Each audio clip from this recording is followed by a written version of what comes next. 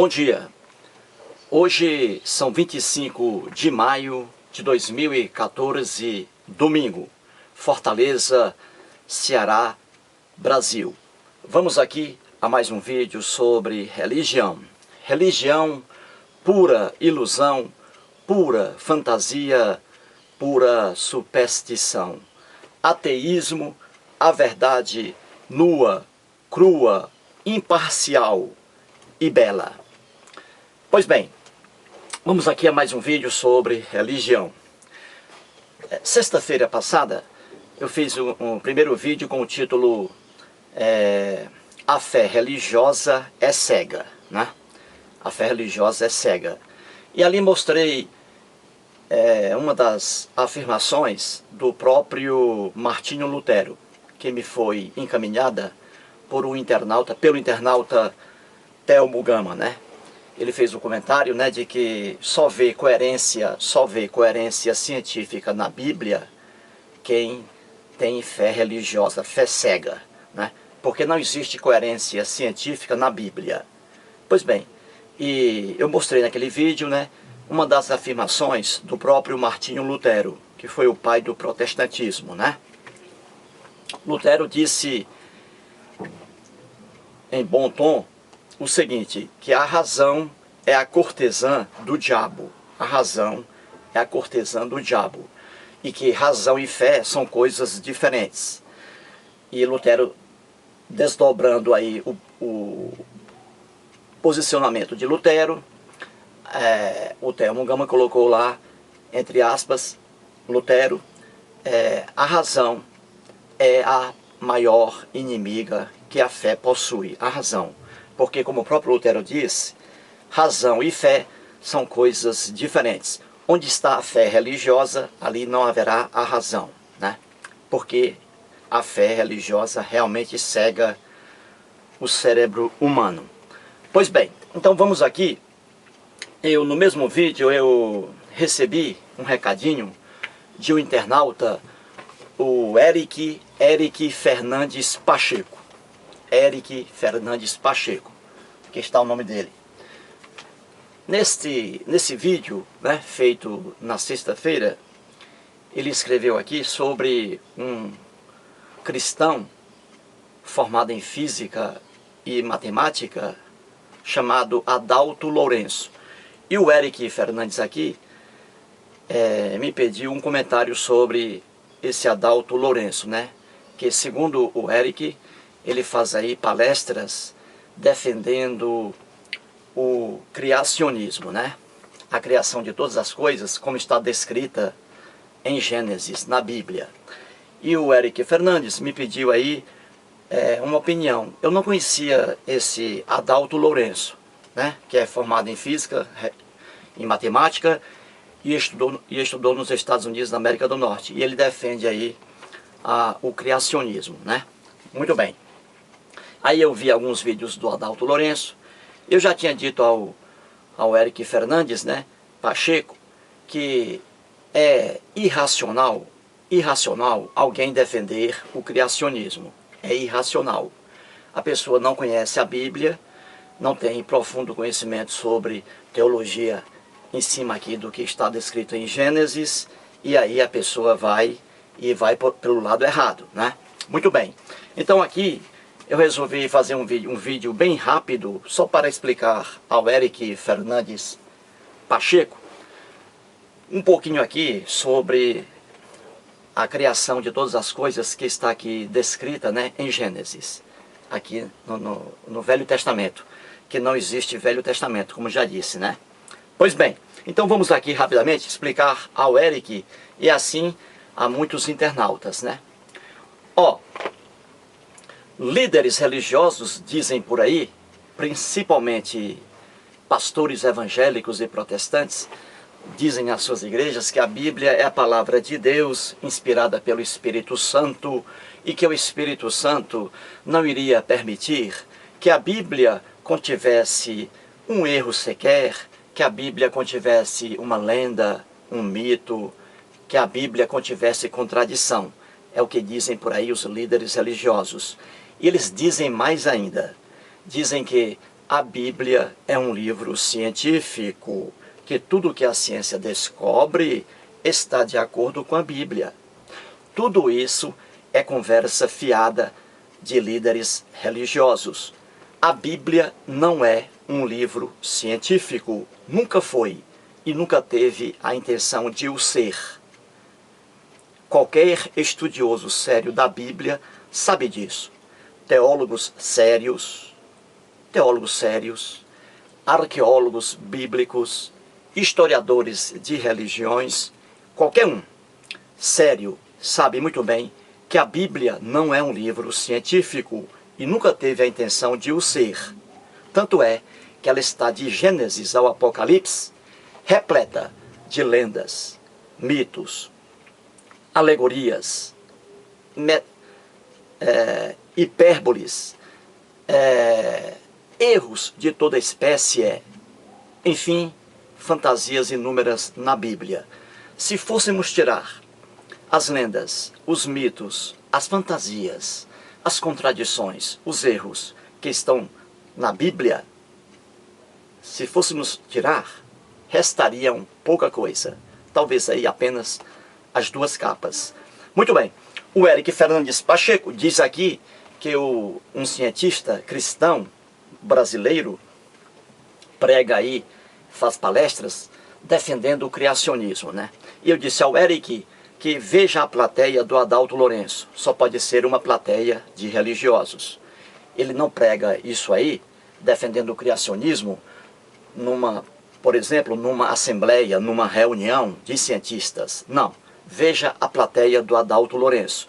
E hoje, o Eric me informou que pesquisou e que a plateia do Adalto Lourenço é uma plateia composta por pessoas formadas em teologia, por estudantes de teologia. Então a plateia dele está aí. E essa teologia é a teologia ensinada aí por uma igreja X, aqui no Brasil. Nem sei qual é a igreja. Muito bem, então vamos aqui mostrar a fantasia, mais uma fantasia bíblica. Ora, como eu disse, qualquer teólogo sério, e até teólogo católico, os teólogos católicos, sacerdotes católicos, têm uma boa preparação, né? E temos aí inúmeros teólogos, né, de base católica e teólogos sérios.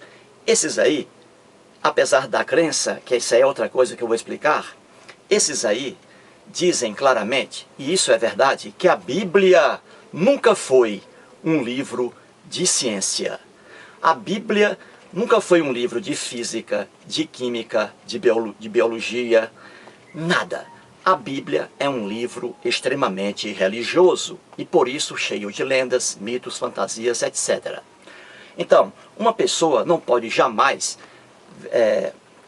ver a Bíblia como um livro científico, porque ela não é um livro científico, cheia de erros, de lendas, de coisas infantis, de coisas profundamente em que está ali a inocência, o desconhecimento sobre muitas coisas. Então a Bíblia nunca foi um livro científico. Então é impossível uma pessoa tentar encontrar aqui na Bíblia, nos relatos da criação, tentar encontrar ali ciência, porque não vai encontrar.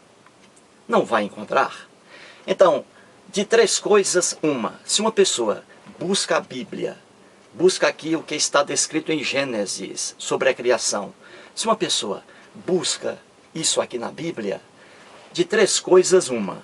Primeiro, essa pessoa está fazendo uso da má fé. E eu creio que não é o caso aqui do Adalto Lourenço. É uma pessoa que está fazendo uso da má fé.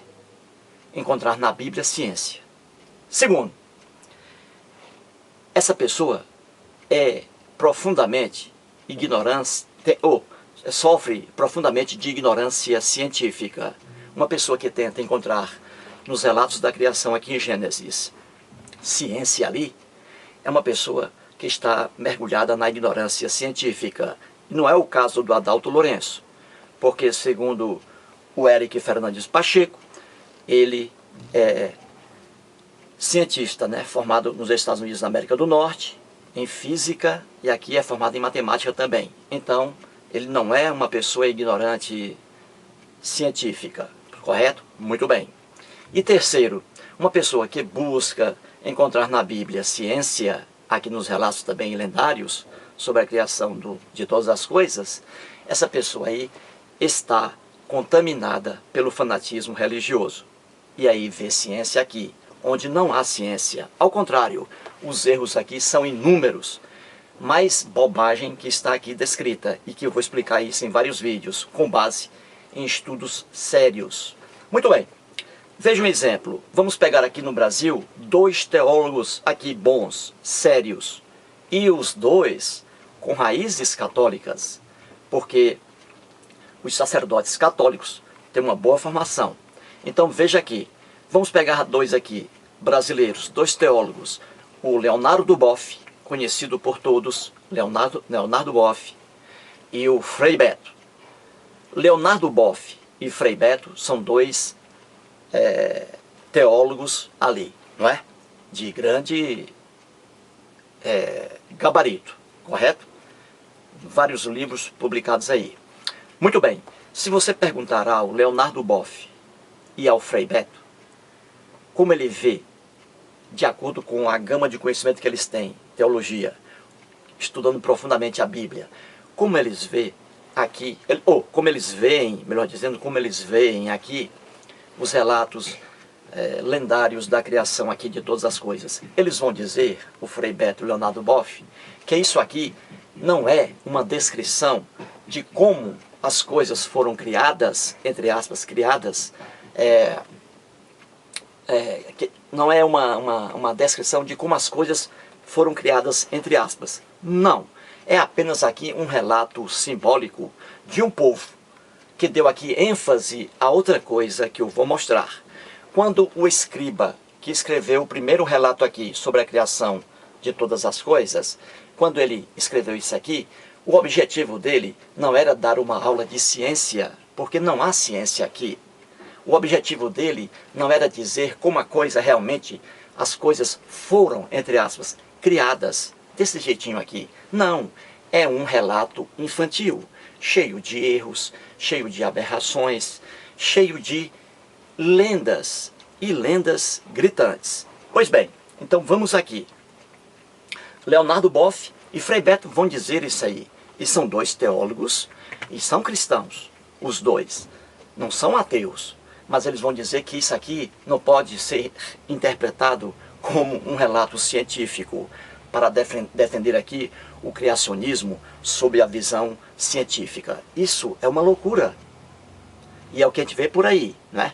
Gente escrevendo bobagens. Então vamos aqui, rapidamente, para esclarecer ao Eric Fernandes Pacheco. Eu coloquei aqui a Bíblia, né? A Bíblia, e os 2 relatos lendários da criação. Muito bem. Ora, a primeira coisa, existem na Bíblia 2 relatos sobre a criação, e não apenas um. Por aí você já vê que isso aqui não é uma aula de ciência. Isso aqui é uma ficção religiosa criada por escribas. Então aqui são 2 relatos sobre a criação do mundo, e não apenas um. O primeiro relato que está aqui, isso eu vou explicar depois em vários vídeos. Isso aqui é só uma explanação rápida, para que o Eric entenda um pouquinho. O primeiro relato que está aqui na Bíblia cristã, o primeiro relato, se encontra em Gênesis, capítulo 1, versículos 1 a 31. E depois, Gênesis, capítulo 2, versículos 1 a 3. Aqui está o primeiro relato da criação de todas as coisas. Aqui. Agora, temos outro relato também sobre a criação de todas as coisas. E são relatos diferentes. Por que são diferentes? Porque a Bíblia não foi escrita por apenas uma pessoa. Se a Bíblia tivesse sido escrita por apenas uma pessoa, nós teríamos na Bíblia unidade fidedigna de Gênesis ao Apocalipse. Entrando aqui também no mundo do cristianismo, né? Nós teríamos uma unidade fidedigna, mas não. É por isso que a Bíblia está cheia de contradições. O que a gente vê em um lugar, no outro lugar, aquilo que a gente vê derruba o que a gente viu antes. E não é problema de tradução, como os espertinhos dizem por aí, para enganar os fiéis. Não, é porque a Bíblia foi escrita por várias pessoas. E cada uma ia ali inventando, o escriba ia inventando o seu enunciado. Outro escriba pegava aquele enunciado, que já foi inventado por outro, e também modificava. É por isso que a Bíblia está cheia de contradições. E aqui, logo de cara, na primeira página da Bíblia, em Gênesis, ali, na criação, temos dois relatos diferentes, e não continuação um do outro. E dois relatos que contrariam a si próprios. O que está descrito aqui no primeiro relato é derrubado pelo que está descrito aqui no segundo relato. Então a Bíblia não é um livro científico. Qualquer teólogo sério sabe disso. A Bíblia não é ciência, é um livro religioso. Pois bem, então aqui no primeiro relato, aquele mais forte, né, que nós temos aí, em que as coisas foram criadas, né? Entre aspas, criadas aí pelas divindades. E aqui no caso, por Elohim, né? Aqui, Deus tratado por Elohim. No fundo, Elohim são deuses, e não apenas um. Então vamos aqui, isso é para outro vídeo. Ora, no primeiro relato, aqui temos o primeiro relato e o segundo relato. No primeiro relato lendário sobre a criação de todas as coisas, o que foi que o escriba, o cara que escreveu isto aqui, qual foi a intenção dele? Foi dizer que as coisas foram, entre aspas, criadas do jeito que estão aqui? Foi esse o objetivo? Claro que não. O objetivo do escriba que escreveu essas lendas aqui sobre a criação de todas as coisas, o objetivo dele foi o quê? Foi dar destaque ao dia de sábado. Porque os hebreus, por tradição, eles não trabalhavam no dia de sábado. Então o escriba que escreveu o que está aqui no relato da criação, em Gênesis, capítulo 1, a ênfase dele foi para colocar o sábado ali como a coisa mais importante da criação aqui. O sábado, tanto é verdade que uma pessoa que lê com profundidade isso aqui e faz um estudo bem apurado, vai ver o seguinte, que toda vez que aqui o Deus Elohim, Deus Elohim, faz uma criação, ali vem a palavra seguinte, a expressão toda, dizendo: houve tarde e manhã o primeiro dia. Olha aí, a intenção do escriba aqui é chegar ao dia de sábado, que é mais importante para ele. Ele não está preocupado aqui com a fidelidade científica das coisas criadas. Não, ele quer colocar em destaque o sábado. Então ele vai devagarzinho, o escriba. Então, vai lá, Elohim criou isso. Aí ele diz: houve tarde e manhã o primeiro dia. Seguindo, Elohim criou isso. Aí vem a outra expressão: houve tarde e manhã o segundo dia. Então veja, ele quer chegar ao dia de sábado. Elohim criou mais coisas. Aí ele diz: houve tarde e manhã o terceiro dia. Elohim criou mais coisa. Houve tarde e manhã o quarto dia. Elohim criou mais coisa. Aí o escriba colocou: houve tarde e manhã o sexto dia. Olha aí. Então, vai lá. Elohim terminou sua obra no sexto dia. Elohim está cansado. Elohim tem que descansar.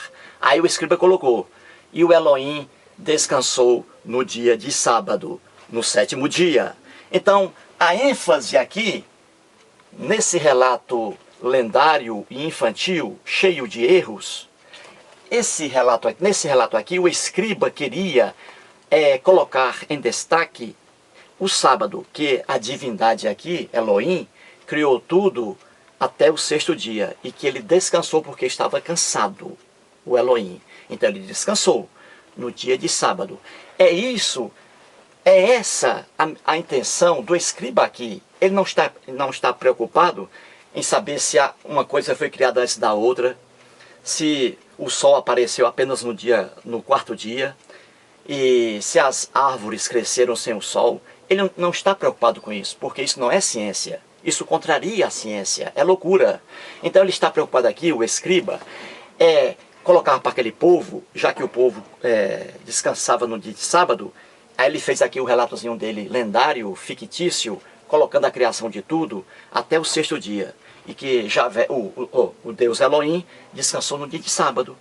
Então aqui é o dia de sábado que está marcado aqui nesse relato.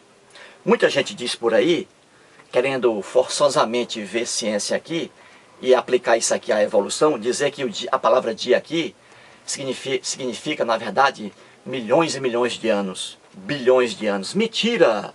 Mentira!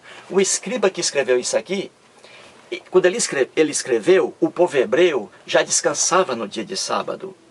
Eles já tinham os dias da semana ali em seu conhecimento, o povo hebreu. Tanto é verdade que vem as expressões houve tarde e manhã o primeiro dia, houve tarde e manhã o segundo dia, houve tarde e manhã o terceiro dia, houve tarde e manhã o quarto dia, houve tarde e manhã o quinto dia, houve tarde e manhã o sexto dia. Na época em que isso aqui foi escrito, o dia lá era contado assim, tarde e manhã. Um dia que nós temos hoje de 24 horas. Então a expressão dia, aqui no relato lendário da criação, significa um dia realmente de 24 horas. Tanto é que caiu no dia de sábado o descanso. Dia de sábado. E o sábado não significa uma sucessão de bilhões de anos, não. Isso é mentira. A intenção que está aqui, a verdadeira, é que dia aqui é um tempo de 24 horas. Tanto é que os dias lá eles contavam tarde e manhã. Tarde e manhã, o dia. Era assim que eles contavam. Muito bem, então a intenção do escriba é acentuar aqui o sábado. Ele não está preocupado nos erros que ele colocou aqui sobre o aparecimento das coisas. Isso pouco importa para ele. Já aqui, outro escriba, aqui ó, outro escriba que escreveu outro relato aqui, e diferente, profundamente diferente deste relato aqui. No segundo relato, que começa em Gênesis, capítulo 2, a partir do versículo 4, aqui ó, 2, versículo 4. Aqui começa outro relato da criação, completamente diferente deste aqui. E foi outro escriba. Os religiosos dizem aos fiéis que quem escreveu aí os 5 primeiros livros da Bíblia, né, foi o Moisés. Conversa fiada. Moisés nunca existiu, não é personagem histórico, é personagem lendário. E Moisés não escreveu, porque aqui nós temos 2 relatos diferentes. Uma pessoa não iria fazer 2 relatos diferentes sobre uma mesma coisa. E aqui, lá na língua original, aqui da língua hebraica, ali é outra mão que entrou aqui para fazer este relato. Tanto é que o escriba aqui já trata a divindade por Senhor Deus. E o escriba aqui trata a divindade por Elohim. Aqui é a tradição eloísta, porque o escriba aqui trata a divindade por Elohim. Aqui a tradição é javeísta, porque o escriba trata aqui a entidade, a divindade, por Javé Elohim, ou seja, o Senhor Deus.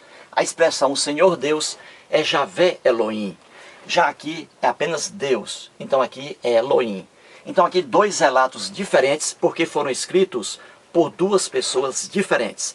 E nada tem a ver de ciência aqui. Nada tem a ver ciência com Bíblia. Bíblia não é um livro científico.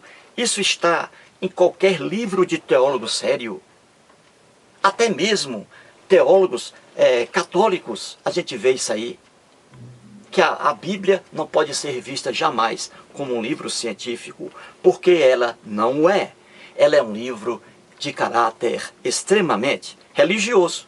Daí as lendas, os mitos, as fantasias, os erros de toda espécie, como estou aqui mostrando, né, em vários vídeos. E lamentavelmente temos aí pessoas que veem na Bíblia aqui ciência nos relatos lendários sobre a criação. Pura ilusão, pura fantasia, pura superstição. Portanto, aí mais um vídeo e muito obrigado.